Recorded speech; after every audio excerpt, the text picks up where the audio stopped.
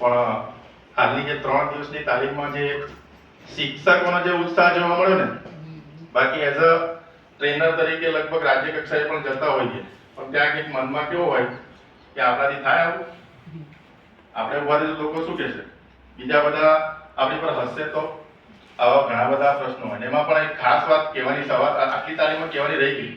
અત્યારે જે ડિજિટલ જમાનો છે ને, એમાં તમે મોટા ભાગે જોજો, કોઈકના વોટ્સએપ ગ્રુપમાં કોઈકે સારી પોસ્ટ મૂકી હોય અથવા તો ફેસબુક પર મૂકી હોય ને, તો આપણા મનમાં એક લાખ વિચાર આવે, આને થંબ આપું કે ના આપું, આપું કે ના આપું.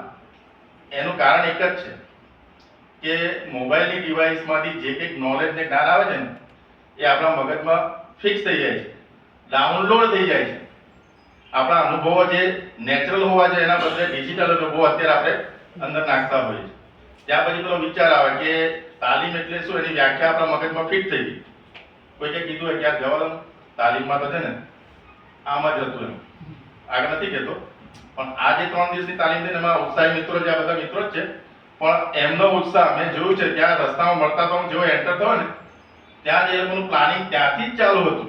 મને કીધું આ લોકો યાર ખરેખર એ છે ને, બધા મિત્રો ઓળખીતા જ છે, પણ એમનું જે નોલેજ શેર કરવાની એમની ભાવના, તો વિચાર કરો કે બીજા વર્ગોની અંદર પણ ક્યાંક જે માહોલ ખરાબ હતો, ત્યાં આ મિત્રોને બોલાવવામાં આવે, તો એના પરથી આપણે અંદાજ મારીએ. ખરેખર એક વાત એમના માટે ક્લેપ કરીએ આપણે.